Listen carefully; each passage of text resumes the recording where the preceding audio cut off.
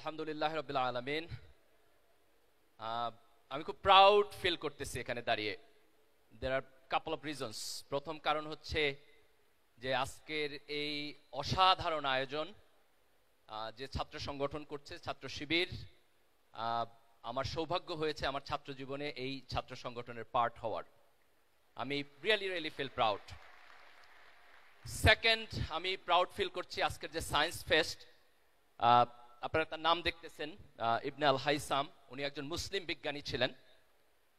As a Muslim I feel proud যে আজকের যে ওয়েস্টার্ন সিভিলাইজেশন, তার যে নলেজের বেইস, এই বেইস মূলত মুসলমানদের হাত ধরে আসছে।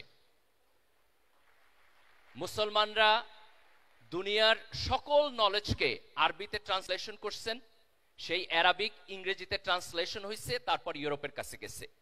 এই যে মুসলমানদের কন্ট্রিবিউশন, আমরা একক না, আমাদের আগে অন্যরা কন্ট্রিবিউশন করছে, but we are part of that trajectory. So that's a point I feel proud. And third, the most important and final, যে আজকে তোমরা যারা এখানে আসছো, ইয়াং মাইন্ড, ইয়াং সায়েন্টিস্ট, যাদের চোখে আমি স্বপ্ন দেখি, যারা বাংলাদেশকে, যারা মুসলিম উম্মাকে আগামী দিনে নেতৃত্ব দেবে ইনশাআল্লাহ। আজকে আমরা যে মডার্ন ওয়ার্ল্ডে বসবাস করছি, এখানে সায়েন্স এবং টেকনোলজি এক্সট্রাঅর্ডিনারি ভূমিকা পালন করতেছে।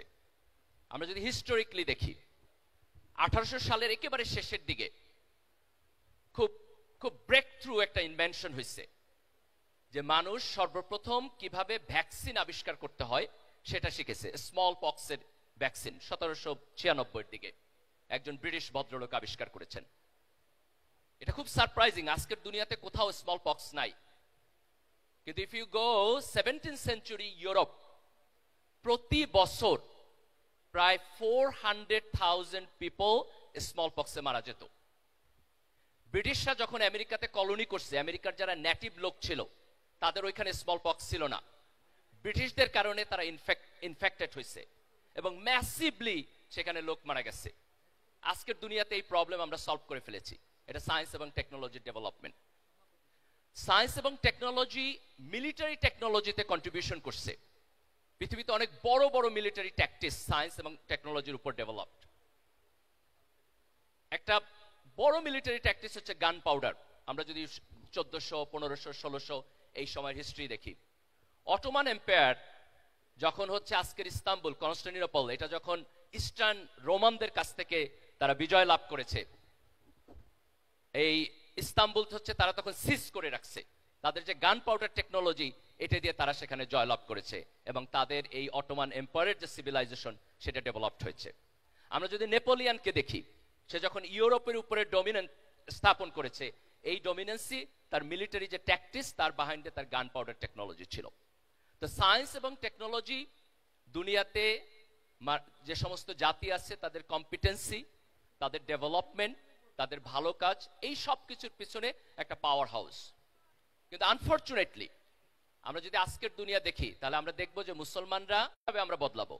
আমাদের এডুকেশন সিস্টেম বদলাইতে হবে। সেখানে আমাদের সায়েন্স এবং টেকনোলজিতে আমাদের ইনোভেশনের উপরে ইম্পর্টেন্স থাকতে হবে, বরাদ্দ থাকতে হবে। আমার বাজেটের একটা লম্বা অংশ সায়েন্স এবং টেকনোলজিতে যাইতে হবে। রাষ্ট্রীয় পৃষ্ঠপোষকতা থাকতে হবে। রাষ্ট্র যদি সিরিয়াসলি প্যাট্রোনাইজ করে, তাহলে ব্রেক থ্রু চেঞ্জ করা সম্ভব। আমি একটা এক্সাম্পল দিচ্ছি, তার্কির। 2000 সালে তার্কির যে মিলিটারি ইন্ডাস্ট্রি, তার 80% তারা ইম্পোর্ট করতে হবে। সেটি ইউরোপিয়ান সিভিলাইজেশনের চাইতে বেটার হবে ইনশাআল্লাহ। কারণ তোমরা at the same time brilliant scientific mind হবা, and at the same time brilliant spiritual mind হবা।